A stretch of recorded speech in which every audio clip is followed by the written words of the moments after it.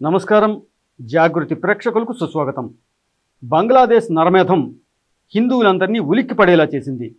ఈ మారణకాండను వ్యతిరేకిస్తూ దేశ విదేశాల్లో ఆందోళనలు, శాంతి ప్రదర్శనలు జరిగాయి. ఈ స్పందన నిరసనలకే పరిమితమా, ఒక ఐక్య కార్యాచరణను ఆశించొచ్చా? ఇందుకు మూల కారణమైనటువంటి బంగ్లాదేశ్ పరిణామాలతో పాటు అంతర్జాతీయ పరిస్థితులపై మనతో మాట్లాడేందుకు అంతర్జాతీయ వ్యవహారాల విశ్లేషకుడు మామిడి గిరిధర్ గారు మనతో ఉన్నారు. వారితో మాట్లాడదాం, మరిన్ని విశేషాలు తెలుసుకుందాం. నమస్కారం గిరిధర్ గారు.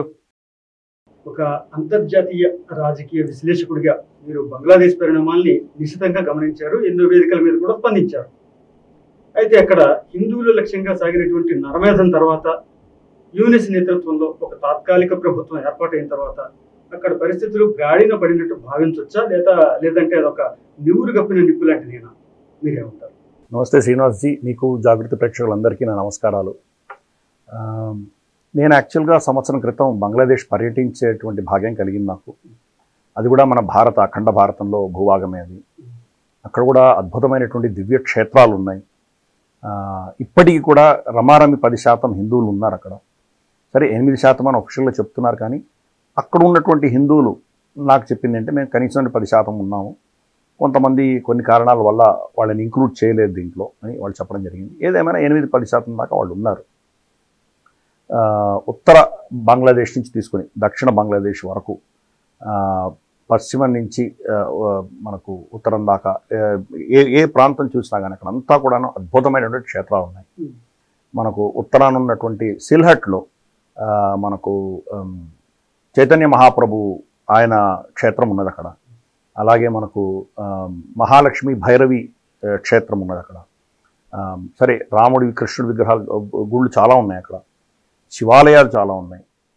అలాగే భోగ్రాలో భైరవి శక్తిపీఠం ఉన్నది, ఢాకాలో ఢాకేశ్వరి ఎలాగూ ఉన్నది, తర్వాత రమణకాళి మందిర్, ఇటువంటివి చాలా క్షేత్రాలు, చాలా గుళ్ళు ఈవెన్ ఢాకాలో కూడా ఉన్నాయి, తీర్థక్షేత్రాలు ఉన్నాయి.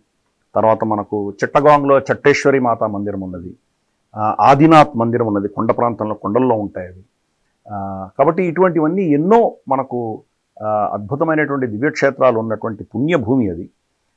మనకు మహాభారతంలో పౌండ్రక వాసుదేవుడి గురించి మనం వింటాం. పౌండ్రక వాసుదేవుడి యొక్క రాజధాని పౌండ్ర దేశం అక్కడ ఉన్నది, బంగ్లాదేశ్లో ఉన్నది. అంగ వంగ 2 ప్రాంతాలు ఉన్నాయో, సగం అంగ సగం వంగ 2 కూడా బంగ్లాదేశ్లో ఉన్నాయి.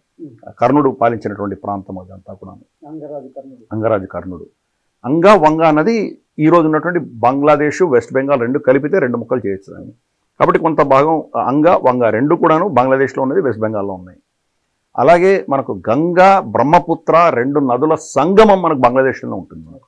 ఎందుకంటే మనకు ఏ 2 నదుల సంగమం కూడా మనకు చాలా పవిత్రమైంది. యమున గంగా సంగమం మనకు తెలుసు, ప్రయాగరాజ్. అలాగే ప్రతి దగ్గర కూడా మనకు సంగమం అనేది 2 నదుల సంగమం మనకు చాలా పవిత్రమైంది. అటువంటి ఇవి 2 అద్భుతమైనటువంటి పెద్ద నదుల యొక్క సంగమం మనకు బంగ్లాదేశ్లో ఉన్నది. కాబట్టి అటువంటి దివ్యక్షేత్రాలు ఉన్నటువంటి అద్భుతమైనటువంటి ప్రాచీన భారతదేశం యొక్క భాగం ఈరోజు రక్తసిక్తం అవ్వడం అనేది చాలా దౌర్భాగ్యమైన విషయం. మీరు అడిగిన ప్రశ్నకు సమాధానం అన్ఫార్చునేట్గా చెప్పాలంటే కనుక అది నివురు కప్పిన నిప్పేది. గతంలో కూడా ఏ ఘటన జరిగినా ఫస్ట్ టార్గెట్ హిందువులే ఉండేవారు. హిందువులకు ఆ ఘటనలకు ఎటువంటి సంబంధము లేని సమయాల్లో కూడా వాళ్ళనే టార్గెట్ చేశారు.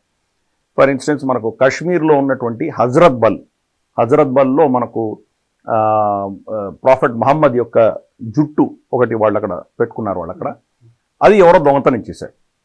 దొంగతనం చేయగానే వందలాది మంది హిందువులని బంగ్లాదేశ్లో చంపారు, వాళ్ళ గుళ్ళని ధ్వంసం చేశారు. ఎక్కడో శ్రీనగర్లో జరిగినటువంటి ఈ ఘటనకు బంగ్లాదేశ్ హిందువులకి ఏంటి సంబంధం? బంగ్లాదేశీ హిందువులు భారతదేశంకి రావాలంటే వాళ్ళకి వీసా ఒక పట్టాన దొరకదే, వీళ్ళు ఏమైనా వెళ్ళి దొంగతనం చేశారా? కానీ వాళ్ళని టార్గెట్ చేసి వాళ్ళని చంపడం మొదలుపెట్టారు. చాలామందిని చంపారు, చాలా గుళ్ళ ధ్వంసం చేశారు, వాళ్ళ ఆస్తులు ధ్వంసం చేశారు. ఇవన్నీ కూడా చాలా పెద్ద ఎత్తున జరిగింది. ఇన్ఫ్యాక్ట్ ఇప్పటికంటే కూడా అప్పుడు చాలా ఎక్కువ జరిగింది. తర్వాత కొన్ని రోజుల తర్వాత ఏం తేలిందంటే 3 ముస్లిమ్సే దాన్ని దొంగతనం చేశారు. వాళ్ళు పట్టుకోవడం, దాన్ని మళ్ళీ స్వాధీనం తీసుకోవడం, దాన్ని మళ్ళీ హజరత్ బల్కి అప్పగించడం అనేవి జరిగాయి. మరి ఈ పోయిన ప్రాణాల పరిస్థితి ఏంటి?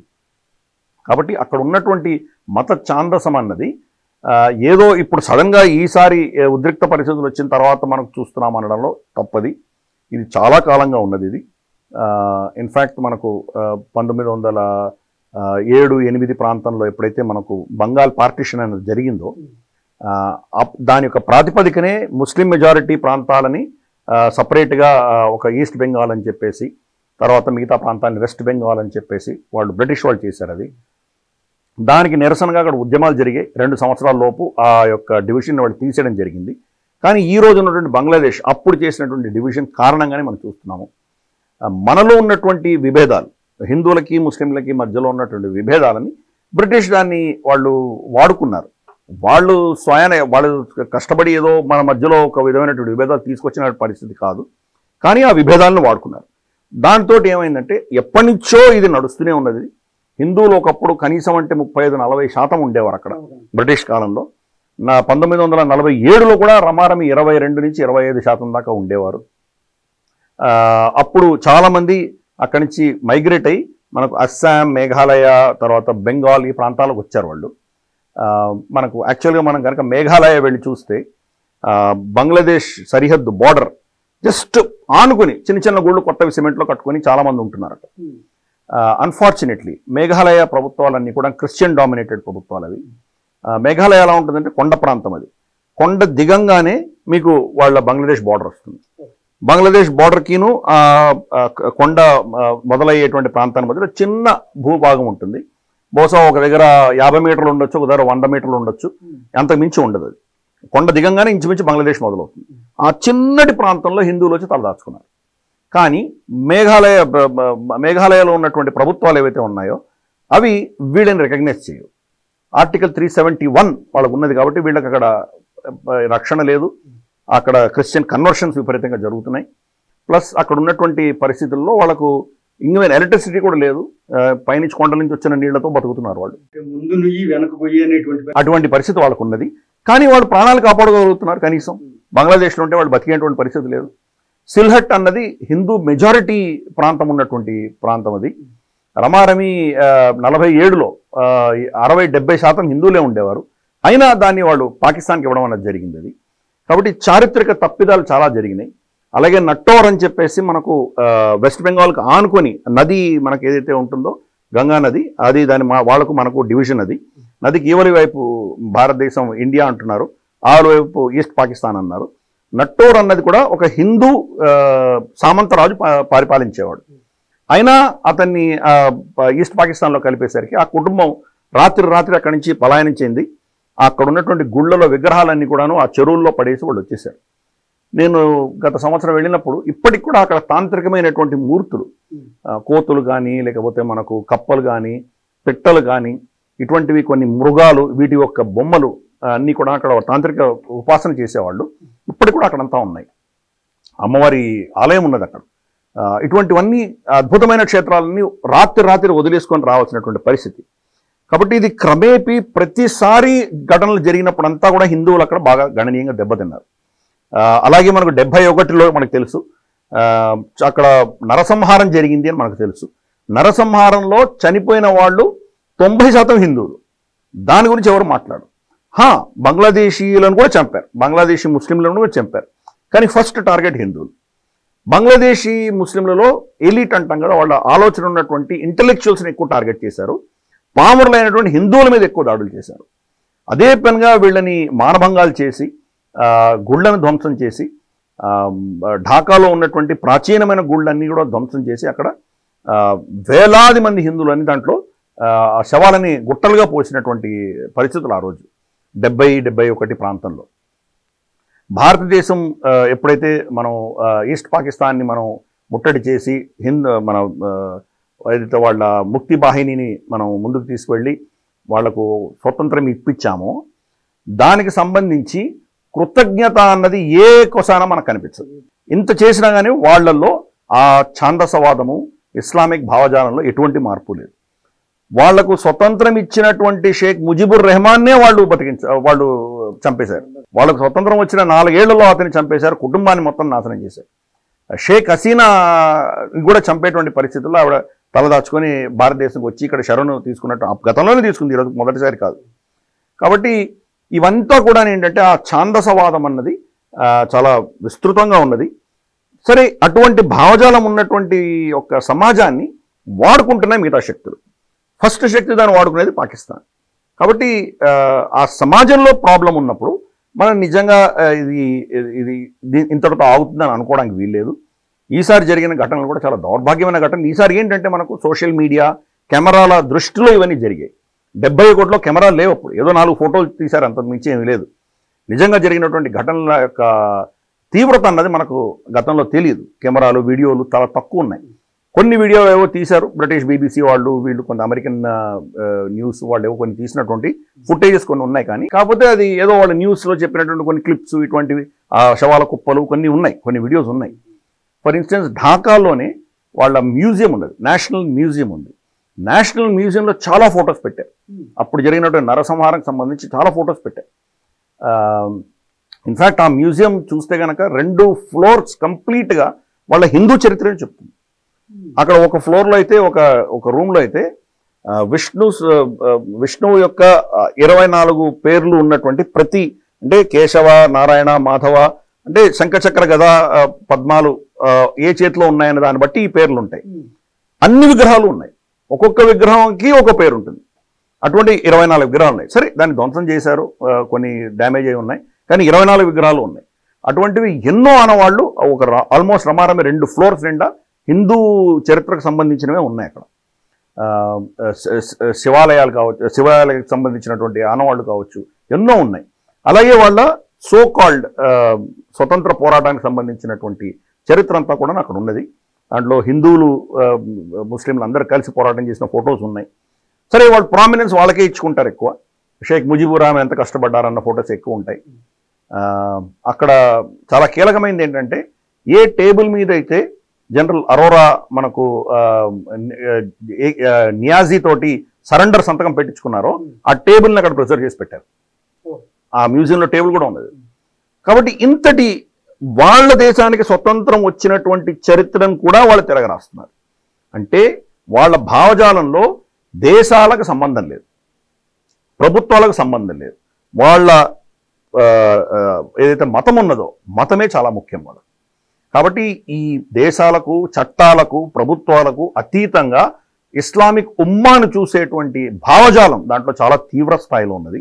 జమాతే ఇస్లామీ అన్నది ఏదైతే ఉన్నదో, అప్పుడు కూడా 1970-71లో కూడా పాకిస్తాన్ ఆర్మీకి వాళ్ళు చాలా సహాయం చేసి, వాళ్ళు కూడా చాలా మందిని మానభంగాలు చేయడము, చంపడము, ఊచకోతలు కోయడం ఇవన్నీ చేశారు. అప్పుడు చాలా హిందువుల యొక్క ఆస్తులను కబ్జా చేసుకున్నారు, ఆలయాలను కబ్జా చేసుకున్నారు. ఈరోజు ఢాకేశ్వరి అమ్మవారి ఆలయం ఎంతున్నదో దాని ఆస్తులు, ఆ ఆలయ ఆస్తులు, భూములన్నీ ఈరోజు 10% మాత్రమే వాళ్ళ దగ్గర ఉన్నది. 90% అన్యాక్రాంతం అయిపోయింది. మోదీ గారు వచ్చిన తర్వాత ఏదో చిన్న ప్రాపర్టీని మళ్ళీ వెనక్కి తీసుకోగలిగారు ఆయన సజెషన్ మేరకు. కానీ ఇప్పటికి కూడా 90% వాళ్ళ కబ్జాలోనే ఉన్నది. ఇదే పరిస్థితి చాలా ఆలయాలకు సంబంధించి. ఇవి 1947లో ఉన్నటువంటి ఆలయాలను పోల్చి చూస్తే ఈరోజు బహుశా 20% ఆలయాలే ఉన్నాయి. ఇవే అన్ని ఆలయాలు ఉన్నాయి. అంటే అప్పటికి ఇంకెన్ని ఉన్నాయో మనం ఆలోచన చేయవచ్చు. కాబట్టి దీని వెనకాలంతా మనకు పాకిస్తాన్ కావచ్చు, ఆఫ్ఘనిస్తాన్ కావచ్చు, లేదా మనకు బంగ్లాదేశ్ కావచ్చు, అలాగే మాల్డీవ్స్, ఈ ఇస్లామిక్ దేశాల్లో ఉన్నటువంటి ఒక ఛాందసవాదం అందామా, అంటే ఇస్లామే ఛాందసం అని చాలామంది ఆర్గ్యూ చేస్తారు.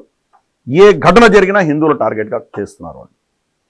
చాలా దౌర్భాగ్యమైన విషయం. రాబోయే రోజుల్లో ఇంకా వాళ్ళ పరిస్థితి ఇంకా గణనీయంగా క్షీణించే పరిస్థితి నాకు కనిపిస్తున్నది.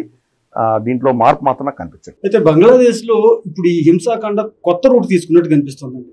అంటే హిందువుల ఆర్థిక మూలాల మీద కూడా దెబ్బ కొట్టాలని చెప్పేసి, వాళ్ళ షాపుల్లో ఏమి కొనొద్దు, మన షాపుల్లో వాళ్ళ ఉత్పత్తులు ఏమి ఉండొద్దు, అలాగే మన సంస్థలో వాళ్ళు ఎవరు కనిపించడానికి వీలేదు అనేటువంటి కొత్త రూటు కనిపిస్తున్నది ఒకటి.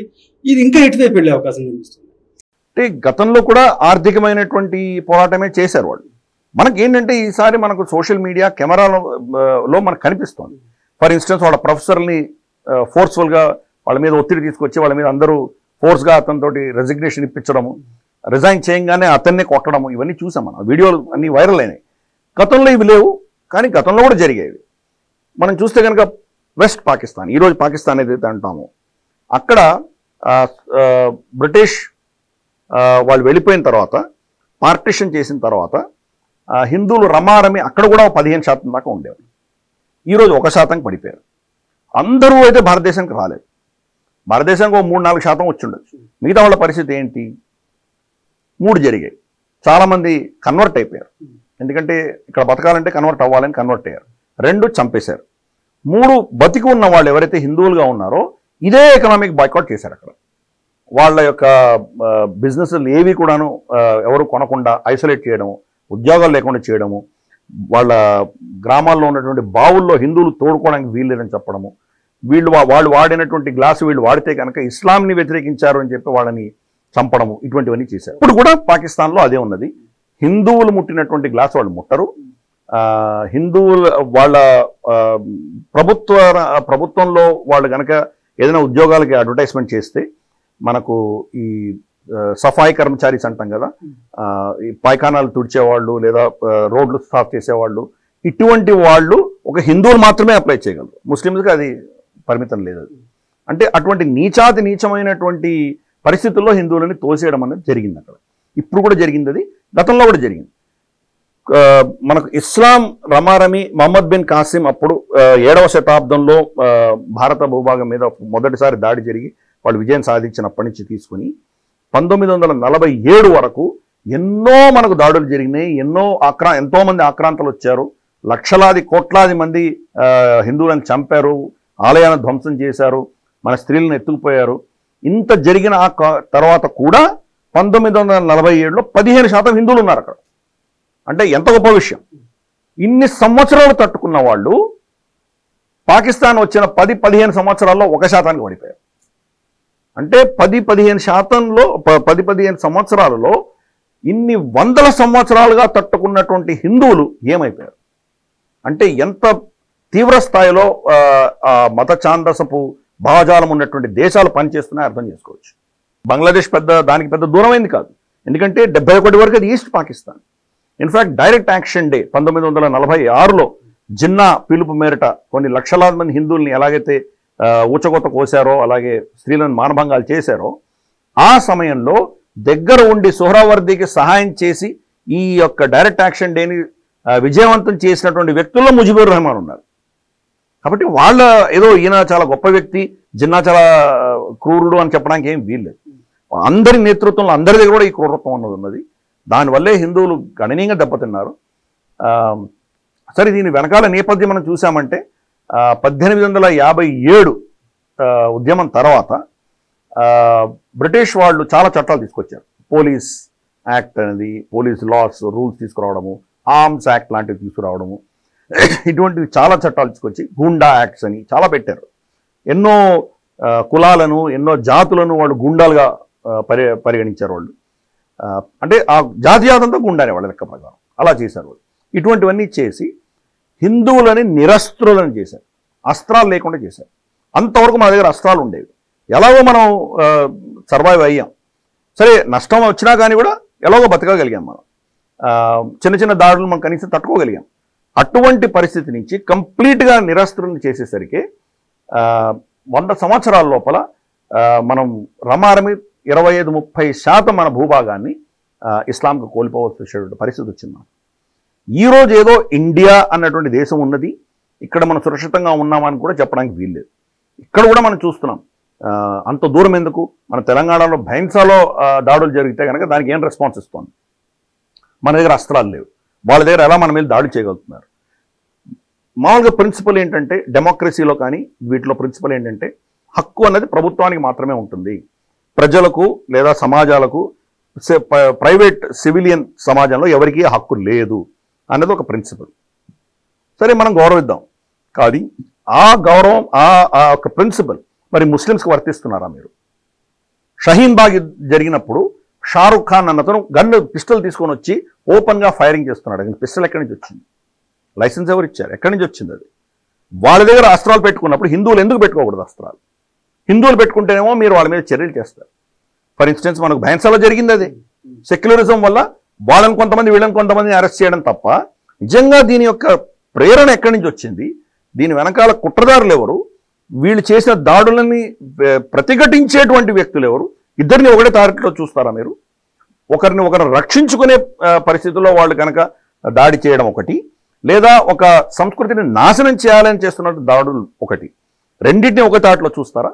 సెక్యులరిజం అన్నది ఒక భావజాలం ఏదైతే ఉన్నదో ఈరోజు మన రాజ్యాంగంలో కానీ ప్రభుత్వ ఆలోచన దృక్పథంలో కానీ దానివల్ల మనకు వచ్చే ఇబ్బందులు ఇవి.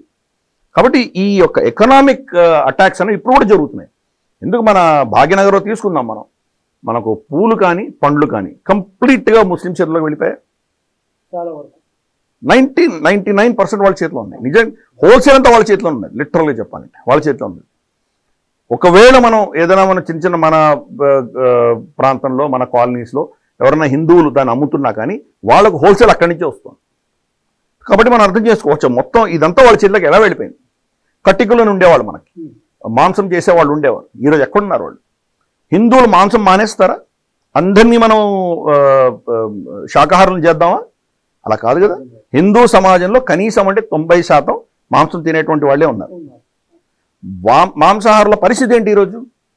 వాళ్ళకి మాంసం కావాలంటే హలాల్ మీటే తినాలి వాళ్ళు. హిందూ పద్ధతిలో ఎలా ఉందంటే జంతువుని మనం తినాలంటే కనుక దాన్ని బలి ఇచ్చి దైవపరం చేసి ఏదో ఒక దేవతకు ప్రసాదం పెట్టి తినేవాళ్ళు. అది ఒక శ్రేష్టమైనటువంటి ఆహారం కింద స్వీకరించేవాళ్ళు. సిక్కులు ఏం చేస్తారు? జట్కా మీట్ అంటారు.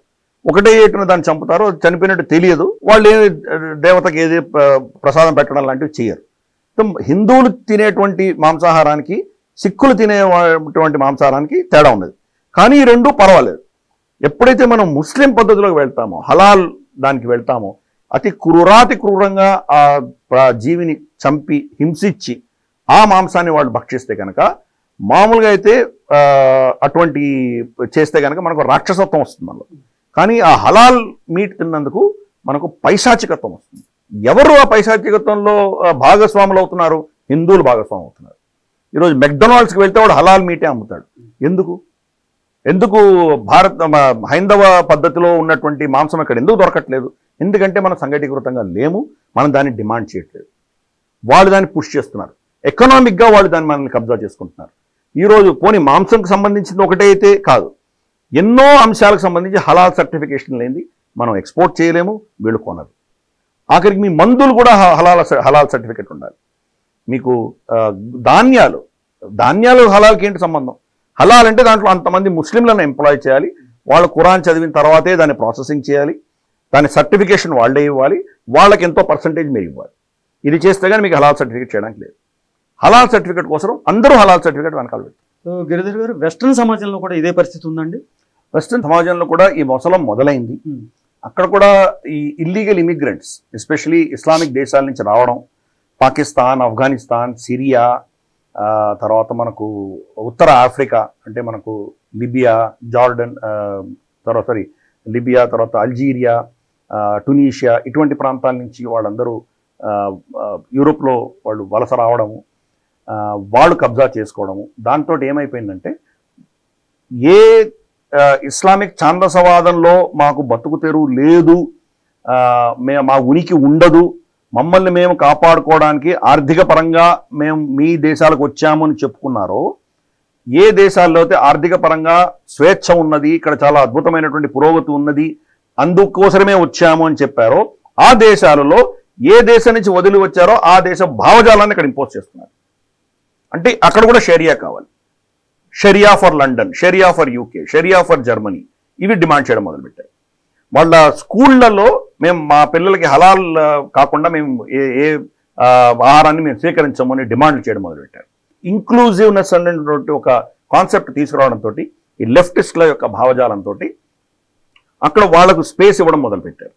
ఈరోజు చూస్తే చాలా పట్టణాల్లో యూరోప్లో రోడ్డు మధ్యలో వాళ్ళు వచ్చి కూర్చొని వాళ్ళు నమాజ్ చేయడం, ఎక్కువ మంది ఉండకపోవచ్చు, 5 మంది ఉండొచ్చు, అదే పనిగా రోడ్డు మధ్యలో వచ్చి చేయడం, వాళ్ళని ఎవరు ఏం చేయలేకపోవడం, పోలీసులు వాళ్ళకి సపోర్ట్ ఉండడం.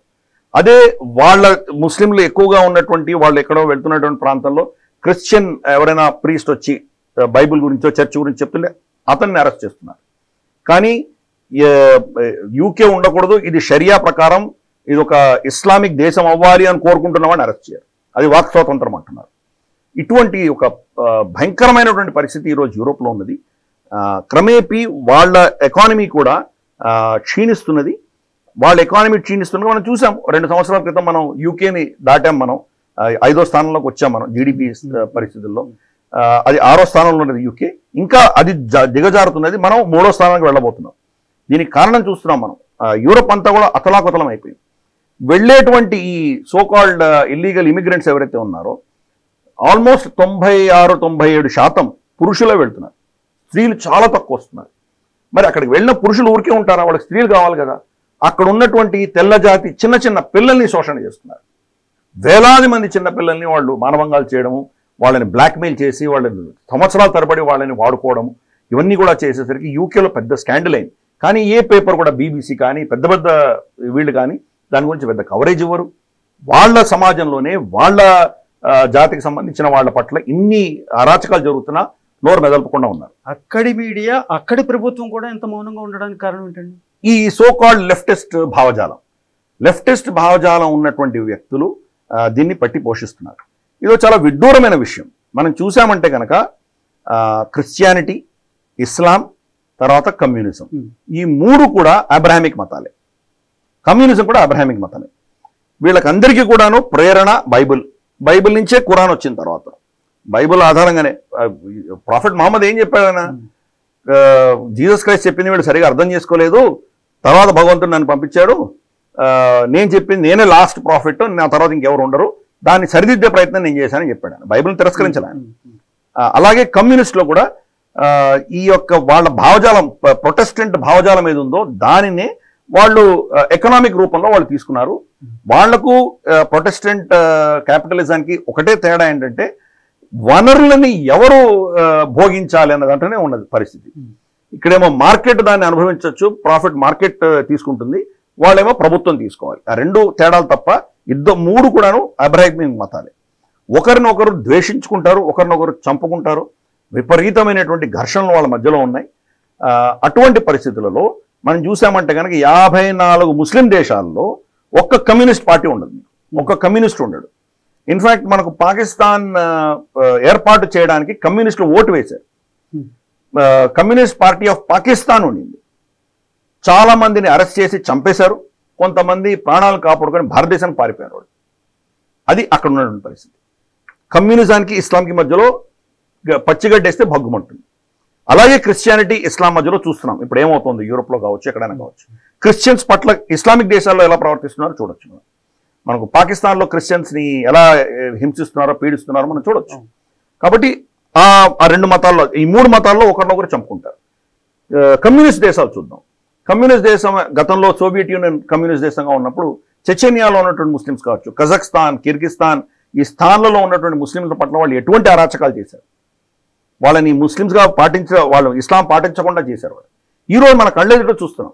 జింగ్జియాంగ్లో ఏం జరుగుతుందో చూస్తున్నాం. చైనాలో రంజాన్ వస్తే కనుక వాళ్ళతోటి ఫోర్స్ఫుల్గా వాళ్ళని మద్యం సేవన ఇస్తారు, చేయిస్తారు. వాళ్ళతోటి మాంసాన్ని, అది పంది మాంసం తినిపిస్తారు వాళ్ళతోటి, అదే పనిగా వాళ్ళని ఏదో డిస్కోల్ డ్యాన్స్లు అవన్నీ చేయిస్తారు. తర్వాత వాళ్ళ మాస్కులు మామూలుగా అరబిక్ స్టైల్లో గుంబట్లు ఉంటాయి, అవన్నీ ధ్వంసం చేసి చైనీస్ స్టైల్లో కట్టారు. ప్లస్ ఖురాన్ అన్నది 18 ఏళ్ళు దాటేంత వరకు ముట్టడానికి వీల్లేదు, ఎవరి పేరు మహమ్మద్ అని పెట్టుకోవడానికి వీల్లేదు, చైనీస్ పేర్లే పెట్టుకోవాలి. ఇటువంటి రెస్ట్రిక్షన్స్ అని వాళ్ళ మీద ఎంత ఇంపోజ్ చేస్తున్నారు వాళ్ళు.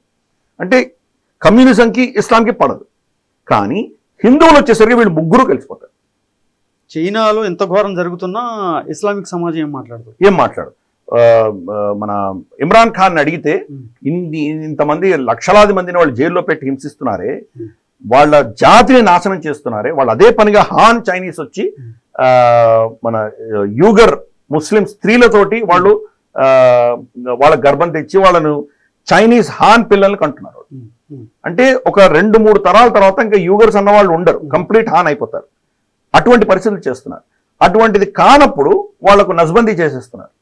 అటువంటి భయంకరమైన పనులు చేస్తున్నారు. ఇమ్రాన్ ఖాన్ని దాని గురించి అడిగితే ఏమో నాకు తెలియదే, అట్లానా, నాకు తెలియదే, వెళ్ళే చూస్తాను ఏమైనా ఉంటే. అంత సన్నిహిత దేశం అయ్యుండి కూడా వాళ్ళ గురించి ఏమీ తెలియదు అన్నటువంటి సమాధానం ఇమ్రాన్ ఖాన్. కరెక్ట్. సన్నిహితం కాదు, వాళ్ళ సామంతులు వీళ్ళు.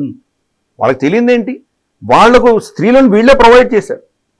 చైనా సమాజంలో 1 చైల్డ్ పాలసీ అని డెంగ్ షాపింగ్ తీసుకొచ్చిన తర్వాత ఒకటే పిల్లవాడు కాకంటే రెండో పిల్లవాడి కంటే కనుక ప్రభుత్వం చాలా కఠినంగా శిక్షించేది. దాంతో అది కూడా ఆసియన్ సమాజమే కదా, మనలాగా పెద్ద సంస్కృతి ఉండేది చైనాలో. వాళ్ళు ఏం చేశారు, మగపిల్లవాడే కావాలని చెప్పేసి వాళ్ళు టెస్టింగ్ చేసుకుని ఆడపిల్లల్ని చంపేసుకున్నారు.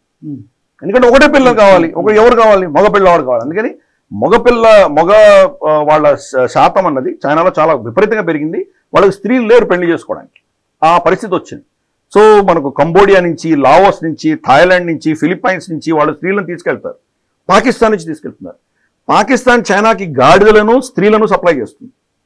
తర్వాత ఇక్కడ మనకు బలూచిస్తాన్ లాంటి ప్రాంతంలో మనుషుల్ని అదే పనిగా కిడ్నాప్ చేసి ఫోర్స్డ్ డిసంపియరెన్సెస్ అంటారు.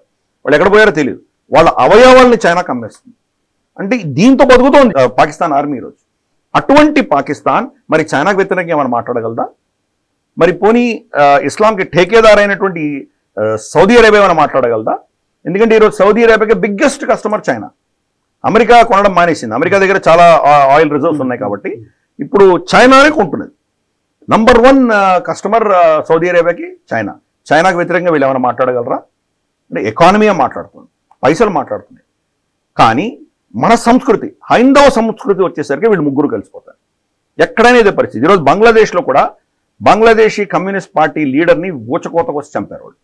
అతను హిందూ. కమ్యూనిస్ట్ అయిన విషయం ఒకటి, కానీ అతను హిందూ కాబట్టి చంపారు. పశ్చిమ బంగాల్లో మనకు ఎన్నికల తర్వాత జరిగినటువంటి దారుణాలలో హిందూ స్త్రీలను వాళ్ళు మానభంగాలు చేసినప్పుడు ఒక బీజేపీకి ఓటేసిన వాళ్ళని చేయలేదు, టీఎంసీకి ఓటేసిన హిందూ స్త్రీలను కూడా చేశారు, మానభంగాలు చేశారు. అంటే వాళ్ళు ఎవరికి ఓటేశారో దానికి సంబంధం లేదు, హిందూ అయితే టార్గెట్ చేస్తారు. అటువంటి ఒక దేశాలకు వ్యతిరేక అతీతంగా ఉన్నటువంటి ఒక భావజాలంతో వీళ్ళందరూ బతుకుతారు. ఎప్పుడు కూడాను ఇస్లాం చరిత్రలో ఒక వీళ్ళందరినీ కలుపుకునేటువంటి ఖలీఫత్ ఎక్కడా లేదు. వాళ్ళలో వాళ్ళు భయంకరంగా కొట్టుకొని వస్తున్నారు. ఈరోజు పాకిస్తాన్లో హిందువులు ఎక్కడున్నారు? 1% ఉన్నారు. కానీ ఎవరు కొట్టుకుంటున్నారు? సున్నీలు, షియాలు కొట్టుకొని వస్తున్నారు. మన పరాచినార్ అన్నటువంటి ఊర్లో షియాల తలలు నరుకుతున్నటువంటి వీడియోలు వాళ్ళు వైరల్ చేశారు. అతి కిరాతకంగా షియాలను చంపారు వాళ్ళు. అహ్మదియాలు మీరు ముస్లింసే కాదంటున్నారు. ఇటువంటి అంటే వాళ్ళలో వాళ్ళు నరుక్కొని చంపేటువంటి సంస్కృతి ప్రాఫెట్ మహమ్మద్ చనిపోయిన రోజు నుంచే మొదలైంది. తర్వాత ఖలీఫ్ ఎవరవ్వాలి అన్న దాంట్లోనే సున్నీ షియా తేడా.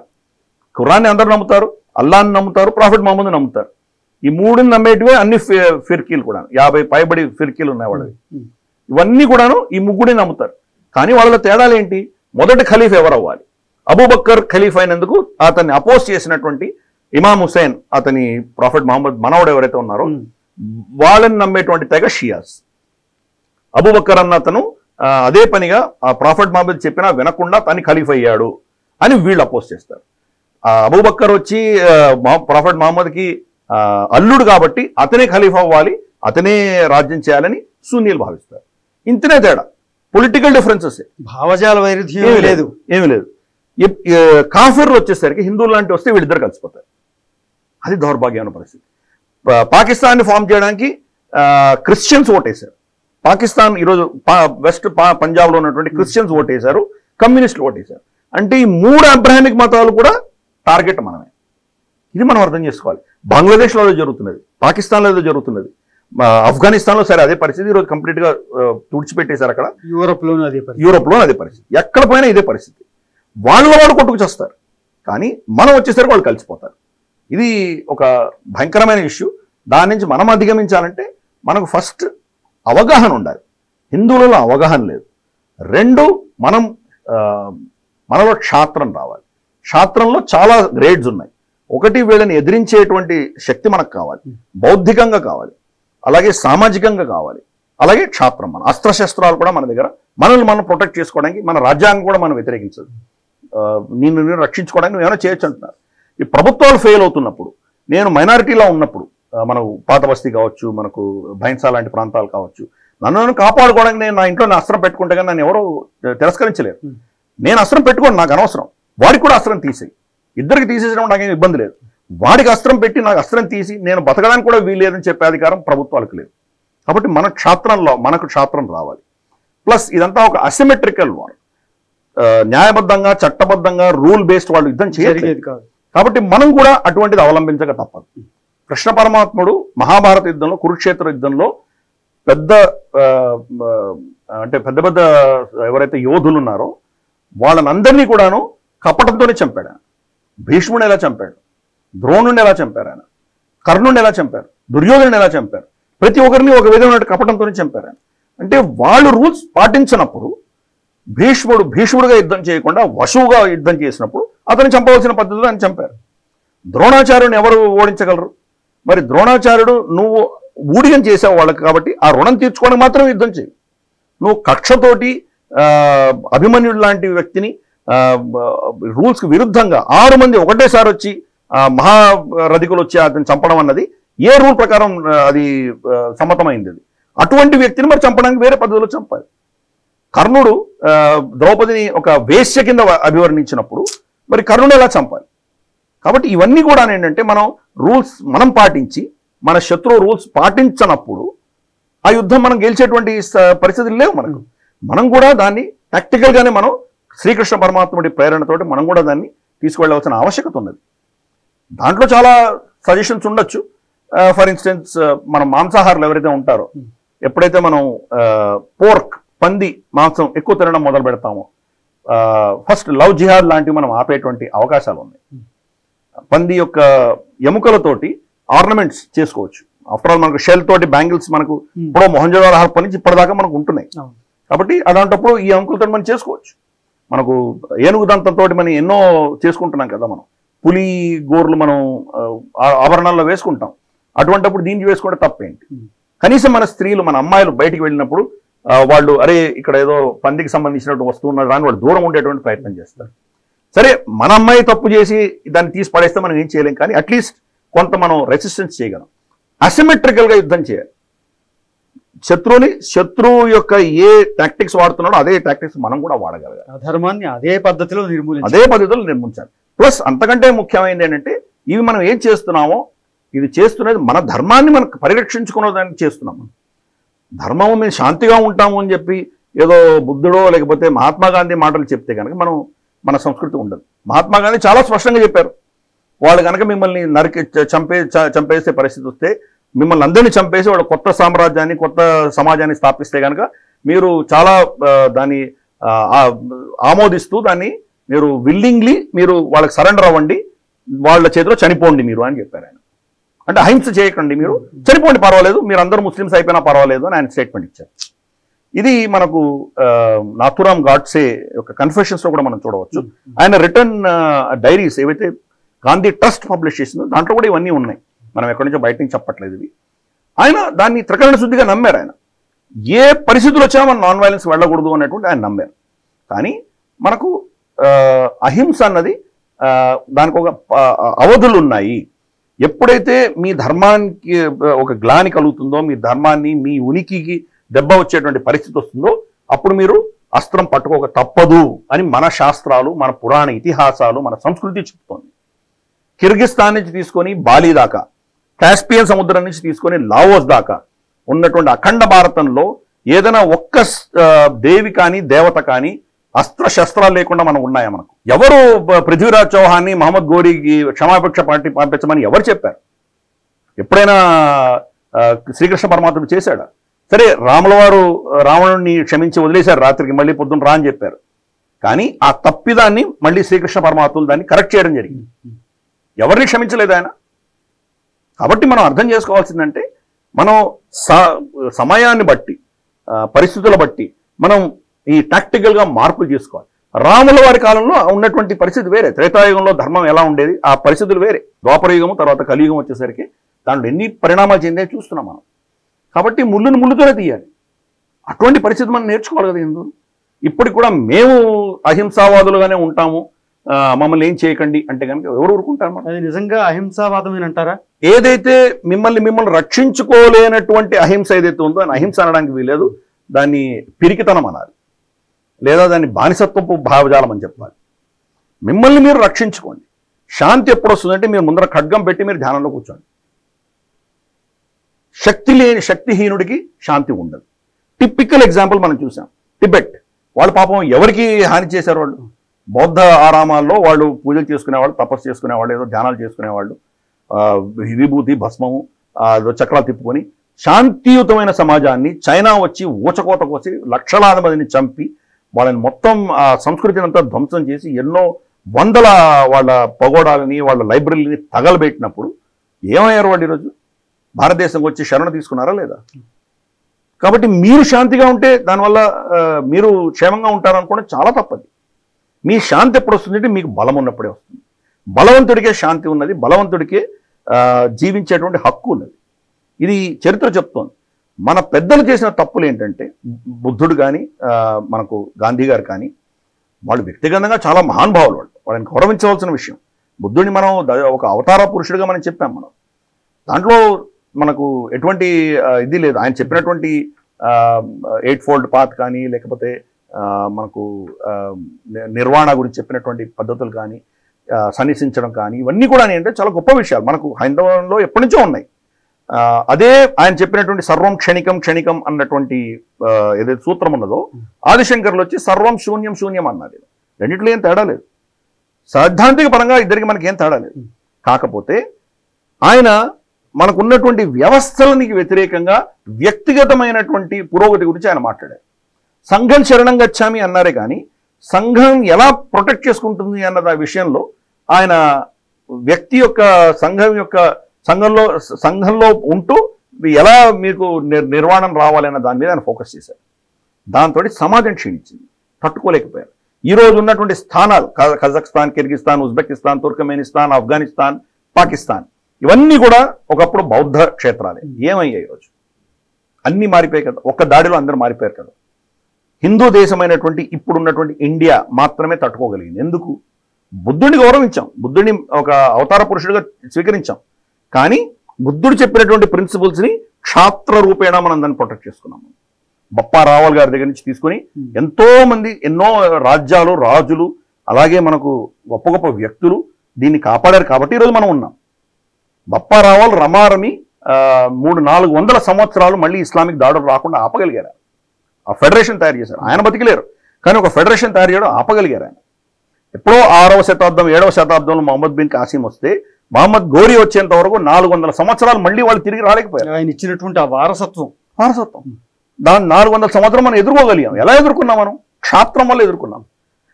కాబట్టి అటువంటిది మనకు ఎంతోమంది చేశారు. మనకు ఈ తెలంగాణ ప్రాంతం అంతా ఎప్పుడైతే అన్యాక్రాంతం అయిందో, ఇస్లామిక్ దాడుల్లో మనం ఓడిపోయామో, కాకతీయ సామ్రాజ్యం పతనమైన తర్వాత బ్రీఫ్గా ఒక 40 సంవత్సరాలు నాయకులు వచ్చారు, ముస్లిం నాయకులు వచ్చారు. కానీ దాని తర్వాత భవ్యమైనటువంటి హిందూ సామ్రాజ్యం, విజయనగర సామ్రాజ్యాన్ని స్థాపించినటువంటి విద్యారణ్య తీర్థం. అలాగే గతంలో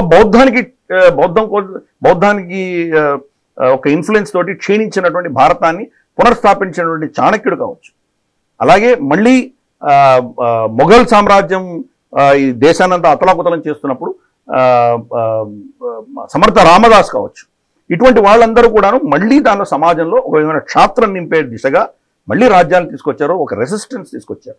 మనం పోరాటం చేశాం కాబట్టి అది బతికాం. మనం పోరాటం చేయకుండా మేము ఈరోజు శాంతిగా ఉంటామనుకుంటే అది జరిగేటువంటి పని కాదు.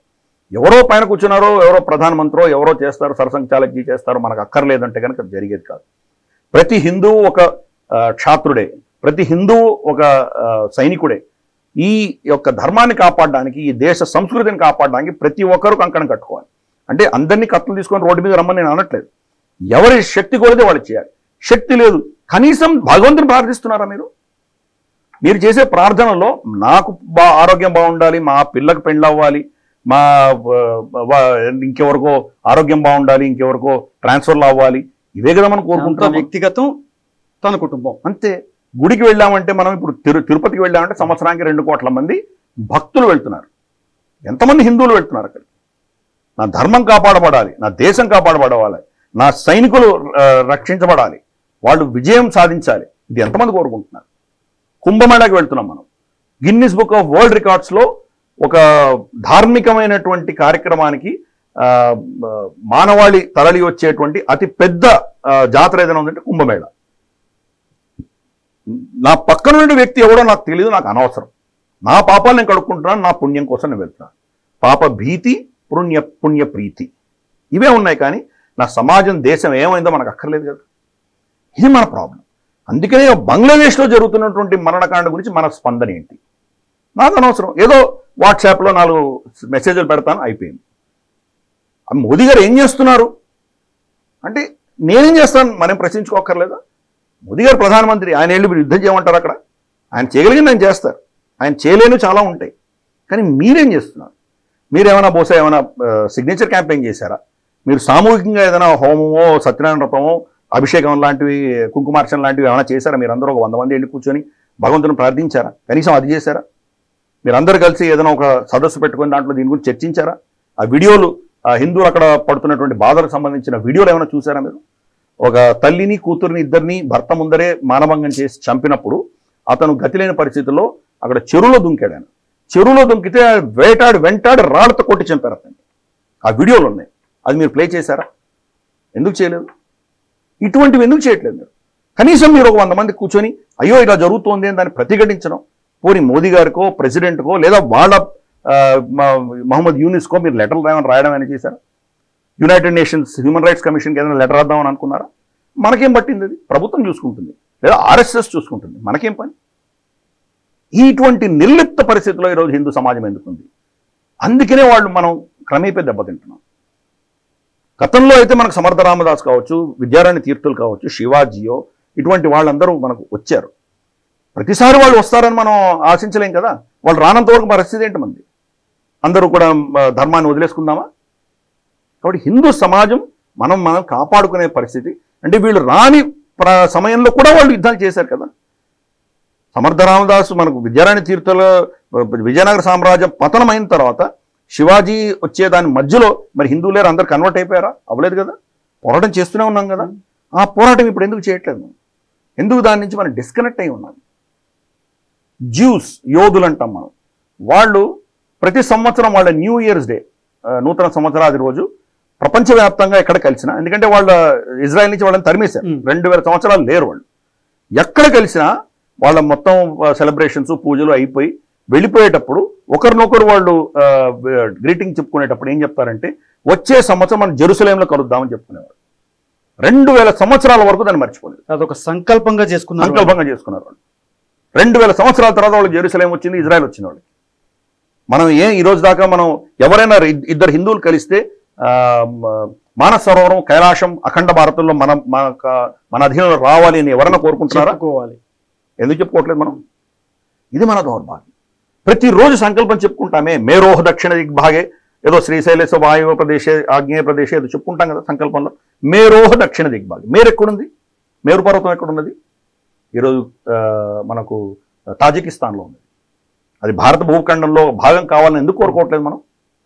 నాకు అనవసరం. నేను సత్యనారాయణతో నేను అభిషేకం ఎందుకు చేసుకుంటున్నాను? నాకు గృహప్రవేశం కావాలి, నాకు ప్రమోషన్ కావాలి, నాకు ధనం కావాలి, నాకు ఆరోగ్యం కావాలి, నాకు పిల్లల పెళ్లిళ్ళు కావాలి. మనం కూడా అబ్రహామిక్ పరిస్థితుల్లో కాంట్రాక్చువల్ అయిపోయాం. భగవంతుడు కాంట్రాక్ట్ పెట్టుకుంటున్నాం. వాళ్ళదంతా కాంట్రాక్చువల్. మీ సంపాదనలో 10% మీరు కనుక చర్చకిస్తే మీకు స్వర్గానికి వాళ్ళు తీసుకెళ్తారు, దారి చూపిస్తారు. మీ బాప్తిజం కావచ్చు, మీ పెళ్లిళ్ళు కావచ్చు, లేదా మీ గృహప్రవేశానికి సంబంధించిన బ్లెస్సింగ్లు కావచ్చు, లేదా మీరు చనిపోయిన తర్వాత మీకు చేసేటువంటి కర్మకాండ కావచ్చు, ఇవన్నీ కూడా చర్చ చూసుకుంటుంది. మీరు చనిపోయిన తర్వాత జీసస్ క్రైస్ట్ ఎన్ని వేల సంవత్సరాల తర్వాత వస్తారో మనకు తెలియదు. రెండవ ఆగమనం తర్వాత మిమ్మల్ని స్వర్గంలో తీసుకెళ్లేటువంటి ఠేకా ఆ చర్చ తీసుకుంటుంది. కాంట్రాక్ట్, మీకు చర్చకు ఉన్నటువంటి కాంట్రాక్ట్. హిందువులందరూ అలాగే కాంట్రాక్చువల్ తయారయ్యాం. నీ హుండీలో ఏం తీశాను కాబట్టి నువ్వు నాకు ఇచ్చి తీరాలి. 40 రోజులు నేను అయ్యప్ప దీక్ష తీసుకున్నాను కాబట్టి నాకు ఇది ఇచ్చి తీరాలి. ఇలా తయారయ్యాం మనం కూడా. మన ధర్మాన్ని కాపాడుకోవాలి, మన సమాజంలో ఉన్నటువంటి మన సంస్కృతిని కాపాడాలి. దీని గురించి ఎవరు అడుగుతున్నారు? మనం భక్తుల నుంచి హిందువులుగా మారేంత వరకు మన ధర్మాన్ని, మన సమాజాన్ని, మన సంస్కృతిని కాపాడుకోవడం చాలా కష్టం. చైనాలో కావచ్చు, పాకిస్తాన్లో కావచ్చు, బంగ్లాదేశ్లో కావచ్చు, యూరోపియన్ సమాజంలో కావచ్చు, ఇంత నరమేధం జరుగుతుంటే భారతదేశంలో మానవ హక్కుల గురించి మాట్లాడేటువంటి అగ్రరాజ్యం కావచ్చు, యుఎన్ కావచ్చు, మరి అక్కడ వీటి స్పందన ఎందుకు ఉండట్లేదండి? చెప్పాను కదా, ఈ మతాలన్నీ కలిసిపోతాయి. ఆఖరి సంస్కృతి ఈరోజు ప్రపంచంలో బతికి ఉన్నది ఒక హైందవ సంస్కృతి ఒకటి, భారత సంస్కృతి ఒకటే బతికి ఉన్నది. మిగతా అన్నీ నాశనం అయిపోయినాయి. మనకంటే జస్ట్ ముందర నాశనమైనటువంటి సంస్కృతి చైనీస్ సంస్కృతి. అది 75-80 సంవత్సరాల క్రితం అది నాశనమైంది. Communist party of China take over చేసిన తర్వాత మిగిలిపోయినటువంటి చైనీస్ సంస్కృతిని వాళ్ళు ధ్వంసం చేశారు. ఈ రోజు బతుకున్నది ఏకైక సంస్కృతి మనది. ఎలా బతుకుండగలదు? పోప్ జాన్ పాల్ భారతదేశానికి వచ్చినప్పుడు ఆయన ఇచ్చిన స్టేట్మెంట్ ఏంటంటే, మొదటి 1000 సంవత్సరాలు యూరోప్ని, ఆఫ్రికాని రెండింటిని మనం మన అధీనంలో తీసుకున్నాం. రెండవ 1000 సంవత్సరాలు వచ్చాడు జీసస్ క్రైస్ట్ పుట్టిన మొదటి 1000 సంవత్సరాలు. తర్వాత రెండవ 2000 నెక్స్ట్ 1000 ఇయర్స్కి అమెరికా 2 క్యాప్చర్ చేసుకున్నాం మనం. ఉత్తర అమెరికా, దక్షిణ అమెరికా, ఆస్ట్రేలియా, ఇవన్నీ మన అధీనంలో వచ్చాయి. వచ్చే మూడవ 1000 సంవత్సరాల ఏదైతే సమయం ఉన్నదో ఆసియా ఖండాన్ని మనం అధీనం చేసుకోవాలి అని డిక్లేర్ చేశారు. ఇప్పుడు ఆయన లేరు, వెళ్ళిపోయారు. కానీ వాళ్ళ ప్రాజెక్ట్స్ అలాగే నడుస్తున్నాయి. జాషువా ప్రాజెక్ట్ కానీ ఇటువంటివన్నీ నడుస్తున్నాయి. అంటే ఈ మతాలన్నీ కూడా హిందువులని బతకనివ్వకుండా, హిందూ సంస్కృతి బతకకూడదు అని త్రికరణ శుద్ధిగా వాళ్ళు అహర్నిశలు పనిచేస్తున్నాయి. కాబట్టి వాళ్ళ ప్రభుత్వాలు కావచ్చు, వాళ్ళ అధీనంలో ఉన్నటువంటి సంస్థలు కావచ్చు, మనకు వ్యతిరేకంగానే వాళ్ళు భావజాలం ఉంటుంది, వాళ్ళ రియాక్షన్స్ అన్ని. ఇంకా అక్కడ మానవ హక్కులతో సంబంధం లేదు. మానవ హక్కులు ఇప్పుడు ఫర్ ఇన్స్టెన్స్ మనకు మోదీ గారు కానీ జయశంకర్ కానీ ఎక్కడైనా ప్రయాణం చేస్తే వాళ్ళు మనల్ని ప్రశ్నిస్తారు. మీరేమో రష్యాకి మీరు ఇంత వాణిజ్యం ఇస్తున్నారు, ఆ ధనంతో వాళ్ళు యుక్రెయిన్ మీద యుక్రెయిన్ ప్రజలు చంపుతున్నారు, యుద్ధం చేస్తున్నారు, ఇది మీరు చేస్తున్న తప్పిదం కాదా అని వాళ్ళు అడుగుతున్నారు. జయశంకర్ గారు చాలా ధీటుగా వాళ్ళకి సమాధానం ఇస్తున్నారు. మాకంటే ఎక్కువ మీరు రష్యా మీరే కొంటున్నారు కదా, మరి మీరు దాని గురించి ఎందుకు మాట్లాడాలి? మరి మీరు ఇంకొక దేశ సార్వభౌమత్వాన్ని మీరు అధిగమిస్తున్నారు కదా, ఉల్లంఘిస్తున్నారు కదా అని మనల్ని ప్రశ్నిస్తే అప్పుడు ఆయన జయశంకర్ గారు చెప్పారు, ఇంక నేను మీ గురించి చెప్పాలంటే ఎన్ని చెప్పొచ్చు అని పేరు చెప్పలే. కానీ ఫర్ ఇన్స్టెన్స్ లిబియా ఒక స్వతంత్ర దేశం. మీరు అందరూ వెళ్ళి ఉమ్మడిగా పడి మహమ్మద్ గడాఫీని చంపారా లేదా? ఇరాక్ మీకు ఎవరు అధికారం ఇచ్చారు? వెపన్స్ ఆఫ్ మాస్ డిస్ట్రక్షన్ అన్నారు, అది ఏదో దేశం. ఆఫ్ఘనిస్తాన్ మీకు ఎవరు అధికారం ఇచ్చారు? అవన్నీ వేరే దేశాలు కదా, స్వతంత్రం ఉన్నటువంటి దేశాలు. ఆ దేశాల్లో మీరు వెళ్ళి మీరు ఏ చదువుకున్నారో చేసినప్పుడు మీరు మాకు లెక్చర్ ఇచ్చే అధికారం మీకు ఎలా ఉంది? వాళ్ళ హిపోక్రసీ అనేది చాలా బ్లేటెంట్గా ఉంటుంది. డొనాల్డ్ రమ్స్ఫెల్డ్ అని చెప్పేసి అప్పుడు గల్ఫ్ యుద్ధం జరిగినప్పుడు ఆయన మనకు సెక్రటరీ ఆఫ్ స్టేట్ అమెరికాకి, అతన్ని ఎవరు అడిగారు. బిల్ క్లింటన్ సమయంలో వాళ్ళు ఇక్కడి నుంచి టామోహాక్ మిజైల్స్ అరేబియన్ సీ నుంచి వాళ్ళు ఆఫ్ఘనిస్తాన్ లోపల కొట్టారు. ఇంకా యుద్ధం జరగక ముందర టామోహాక్ మిజైల్స్ వేశారు. వేసి అక్కడ ఏదో ఒసామా బిన్ లాదెన్ ఉండొచ్చేమో అని ఆ ప్రాంతాల్లో వీళ్ళు బాంబులు వేశారు. అంటే పాకిస్తాన్ యొక్క సార్వభౌమత్వాన్ని ఉల్లంఘిస్తూ వెళ్ళి ఆఫ్ఘనిస్తాన్లో వీళ్ళు కొట్టొచ్చారు, ఎయిర్ స్ట్రైక్స్ చేశారు. అదే సమయంలో భారతదేశంలో కొన్ని ఉగ్రవాద దాడులు జరిగినాయి. అప్పుడు ఎవరో వెళ్ళి ఆయన అడిగారు, మరి మీరు మీ రక్షణ కోసం మీ మీద జరిగిన దాడులకు వ్యతిరేకంగా మీరు యాక్షన్ తీసుకున్నారు కదా, పాకిస్తాన్ ఆఫ్ఘనిస్తాన్ రెండు దేశాల యొక్క సార్వభౌమత్వాన్ని మీరు బేఖాతరు చేసి మీరు యుద్ధం చేశారు కదా, మరి అదే అధికారం భారతదేశానికి లేదా? వాళ్ళు పాకిస్తాన్లో వెళ్ళి కొట్టలేరా అంటే డొనాల్డ్ రమ్స్ఫెల్డ్ కరాఖండిగా కన్ను రెప్ప వాల్చకుండా స్పష్టంగా చెప్పాడు, మాకు అధికారం అనేది భారతదేశానికి అధికారం లేదు అని చెప్పాడు. వాళ్ళ భావజాలం అంతే. మేము ఈ ప్రపంచాన్ని అంతా శాసించేటువంటి అధికారం మాకు బైబిల్ ఇచ్చింది. వైట్ మ్యాన్ సూపర్మెసీ, ఈ ప్రపంచాన్ని శాసించే అధికారం మాకున్నది. మీరందరూ కూడాను మేము చెప్పినటువంటి మా చెప్పు చేతుల్లో ఉండవలసిన బాధ్యత మీ మీద ఉన్నది. ఈ భావజాలంతో ఆ దేశాలు నడుస్తాయి. కాబట్టి వాళ్ళు చేసేది కరెక్ట్, మనం చేసేది తప్పు. అందుకనే మనం కూడా నేర్చుకున్నాం. ఎప్పుడైతే గతంలో మనం ముంబై దాడులు కావచ్చు, ఇటువంటి దాడులు పార్లమెంట్ మీద దాడులు జరిగితే డాసియర్ల మీద మనం పాకిస్తాన్కి ఇచ్చేవాళ్ళం. ఏమైనా వాళ్ళు ఏమైనా దాని గురించి ఏమైనా పట్టించుకున్నారా? ఏం పట్టించుకోలేదు. ఎన్నో దేశాలకు ఇచ్చాం, అమెరికాకి ఇచ్చాం, యుఎన్కి ఇచ్చాం, యూకే, ఎన్నో దేశాలకు మనం డాసియర్లు ఇచ్చాం. ఎవరు పట్టించుకోలేదు దాని గురించి. అందరికీ తెలుసు మనకంటే ఎక్కువ ఇంటెలిజెన్స్ వాళ్ళ దగ్గర ఉన్నది. అయినా వాళ్ళు ఏం దానికి స్పందన లేకుండా ఉన్నారు.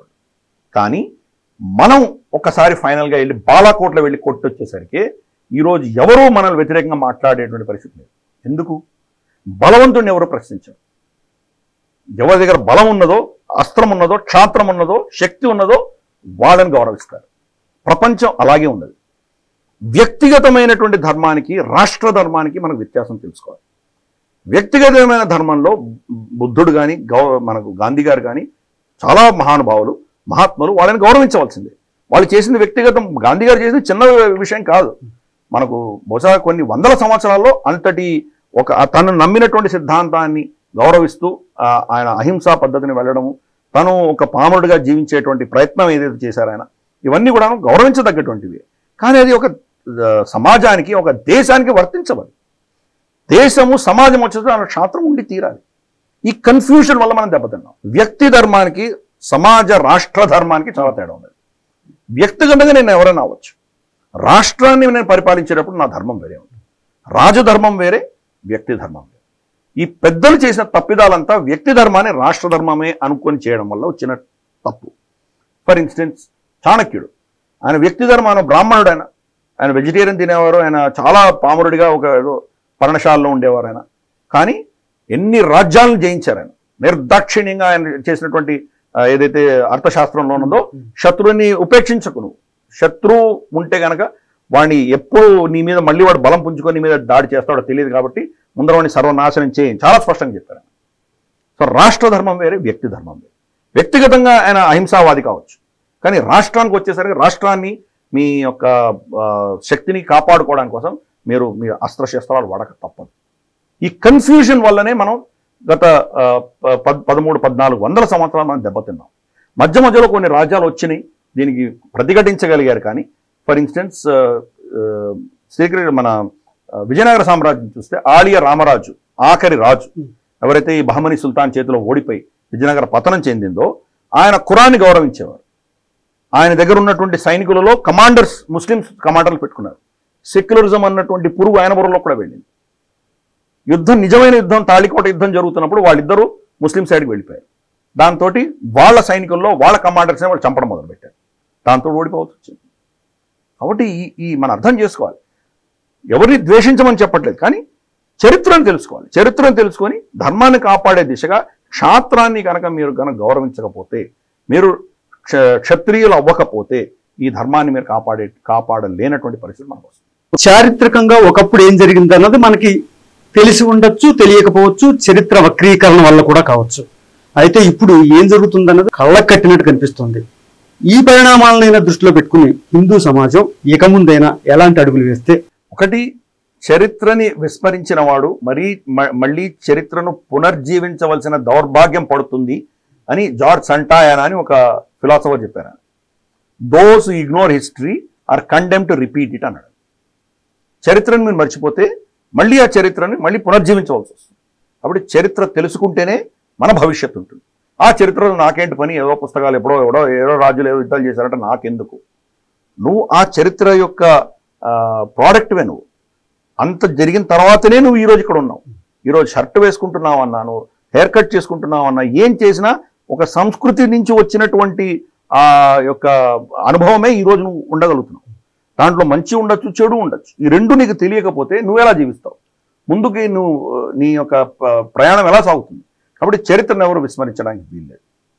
రెండవది అవగాహన, చరిత్ర అవగాహన ఒకటి. రెండవది ఇప్పుడున్నటువంటి సామాజిక పరిస్థితుల గురించి అవగాహన, శత్రుబోధం అన్నది కావాలి. చాణక్యుడు ఏం చెప్పారంటే, మన గురించి మనం ఎంత తెలుసుకుంటామో మన శత్రువుల గురించి మనకంటే 3 రెట్లు ఎక్కువ తెలియాలన్నారు.